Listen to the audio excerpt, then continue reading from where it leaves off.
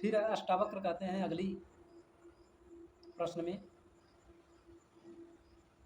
अष्टावक्र कहते हैं कि मुक्ति की इच्छा रखने वाले जिज्ञासु को सर्वप्रथम उन विषयों को विष के समान त्याग देना चाहिए जो माया के बंधनों में सहायक है।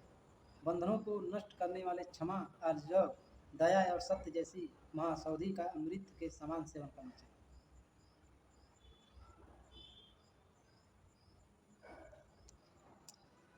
अष्टावक्र यहाँ पे बहुत ही ईमानदारी की बात कर रहे हैं, बिल्कुल एक कॉन्ट्रैक्ट की तरह साफ साफ। वो जरा सा भी लफाजी वाली बात नहीं कर रहे हैं कि कोई विधि दे दो, कोई उपचार दे दो, इस तरह वो बात नहीं कर रहे हैं। वो कह रहे हैं कि अगर कोई व्यक्ति है जो मुक्ति की इच्छा रखता है, माने मुक्ति की चाहत रख रहा है, वो तड़प रहा है, बिलख रहा है उसके लिए, जो उसको एक स्वतंत्रता देनी मांगती है, तो वो उन विषयों को, माने जो भौतिक है और जो मन की जो कल्पनाएं, जो रिश्ते नाते हैं, जो मन ने पकड़ लिया, जो घर बना लिया है, उसको एकदम बिल्कुल छोड़ दे। मुक्ति का और कोई सीधा उपाय ही नहीं है। इसका मतलब ये नहीं है कि वो बोल रहे हैं कि घर द्वार छोड़ दो, पत्नी के साथ मत रहो, घर संन्यास ले लो, ये वगैरह वगैरह, ये सब मत, उसका अर्थ नहीं है। ये बोल रहे हैं जिनमें तुम आसक्त जुड़ गए, जिनमें तुमको लग रहा है कि इसमें भी सुख है, लेकिन इसमें जब सुख नहीं मिल रहा तो बोल रहे कि मेरे को मुक्ति चाहिए, इनसे मुक्ति चाहिए। तो इसका मतलब यही है कि आप मुक्ति की इच्छा रख रहे हैं तो उनको विष की तरह ही त्याग दें।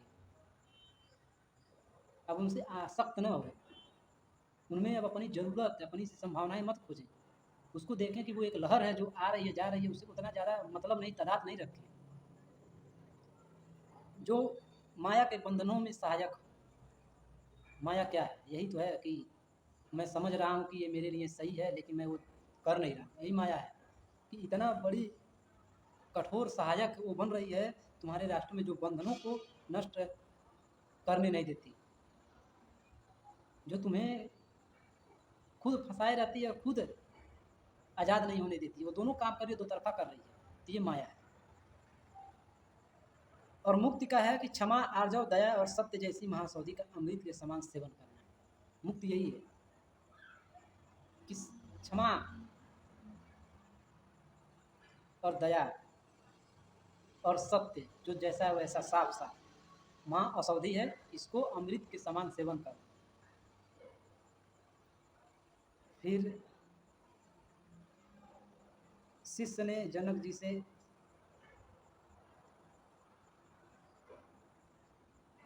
कुछ पूछा होगा, तो फिर जनक जी ने आदर और उत्कंठा से प्रश्न किया।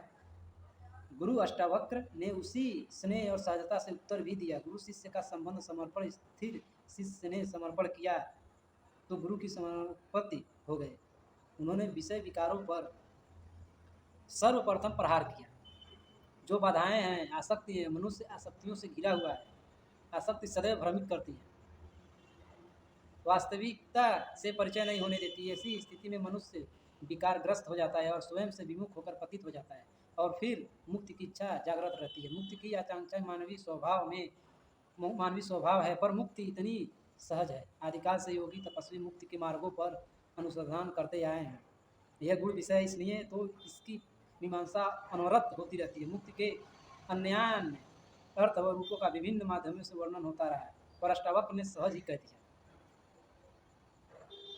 विषयाशक्तियों का समन करके उदार चित्त, दयावान, सत्यभाषी और आर्जर गुरु बनो, मुक्ति के प्राप्त होगी। इन गुणों का अपना विशिष्ट महत्व है, मानव चरित्र को दृढ़ता से प्रदान करते हैं। विषयाशक्ति इनके होते हैं समीप नहीं आ सकती। इन गुणों में परिपूर्ण मनुष्य संसारिक सुखों का उदासीन रहकर आत्मानुराग में डूब जाता है, लेकिन भौतिकता, लौकिक भौतिकता उसके लिए महत्वहीन हो जाती है और वह परमात्मा में ही आनंद का अनुभव करता है। यही तो मुक्त होना है, सब में होकर भी किसी में नहीं। यही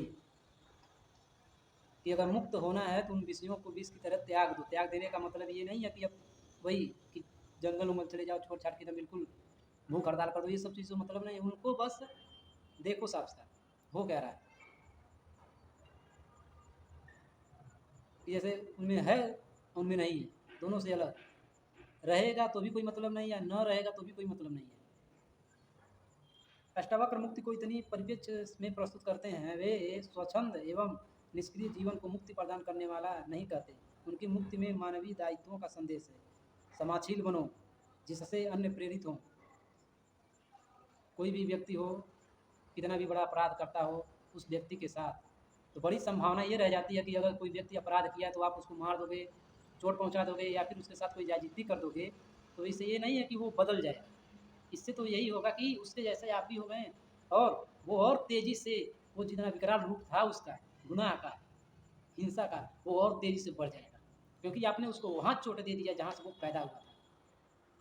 हमारे भीतर का जो जानवर है, जो दूसरों को घूरता है, दूसरों को जलन से देखता है, दूसरों को जीने की इच्छा से नहीं जीने देता है, वो चाहता है कि मैं ही सबसे बड़ा श्रेष्ठ बनूँ, मैं ही दबाव देकर सबसे राज करूँ, तो वो जो केंद्र है उसका, वहाँ पे जब चोट दे दोगे तो फिर वो और मजबूत हो जाएगा, फिर वो और चालें रचेगा। और इससे आपको भी तो वही मिल रहा है ना कि आप उसके जैसे उसके लेवल पे हो गए और वो आपके लेवल से और ज़्यादा ऊपर हो गए। तो क्षमा जब कोई व्यक्ति किसी को करता है तो इससे बड़ी संभावना ये हो जाती है कि उसका हृदय परिवर्तन हो सकता है। अगर कोई आपको फ़िल्मों में भी दिखाया जाता है कि किसी-किसी फ़िल्म में बहुत इमोशनल होता है, तो उसमें यही दिखाया जाता है कि अगर कोई व्यक्ति किसी को मार दिया है, बगैर गलती के, लेकिन फिर भी वो व्यक्ति उसको बोला कोई बात नहीं, क्षमा कर देता हूँ।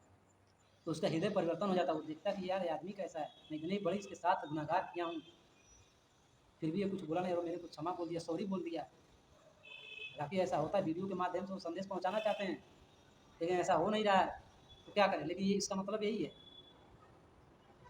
तो इससे लोग प्रेरित होंगे, लोग देखेंगे तो बदलेंगे अपना रास्ता, कि जिया जा सकता है ऐसे भी, बिना हिंसा के। सत्यभाषी बनो, जिससे शाश्वत प्रकृति की समुचित को संबल मिले। माने जो भी भाषा बोल रहे हो, जो भी परिभाषित कर रहे हो अपने द्वारा, वो सत्य पे आधारित होना चाहिए। प्रकृति और जो शाश्वत है उसका एकदम बिल्कुल विमोचन साफ सुथरा में होना चाहिए। इन गुणों में परमार्थ चिंतन की प्रवृत्ति प्रबल हो जाती है, जिससे मनुष्य की श्रेष्ठता स्थापित होती है। अष्टावक्र कहते हैं कि चित्त से विकारों का त्याग करके सद्गुणों का विकास करने में मुक्ति सहज हो जाती है। हमारे जो भीतर जो चित्त में बैठा कि हम यहीं से सारे विचार उठ रहे हैं, यहीं से सारे विचार गिर रहे हैं और यहीं से उठ रहे हैं, हमें लगता है कि हम सोच रहे हैं, हम नहीं, यहीं से उठता है, कहाँ से उठता है हमें पता नहीं लगता, क्यों आ गए विचार ये नहीं पता लगता, ये सब हमारे उसी चित्त से उठ रहा है। तभी तो देखते हैं कि ये किसी चीज़ को पाने पर हम खुश हो जाते हैं, किसी चीज़ को पाने से हम दुखी हो जाते हैं।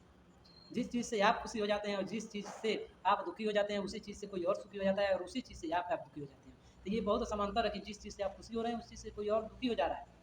तो ये चित्त की बात है, सबकी चित्त अलग-अलग होती है। तो अपने आवश्यकता अनुसार वो सहज उसको स्वीकार नहीं कर पाते। तो कभी खुशी है, कभी गम है, हर्ष है, विषाद है।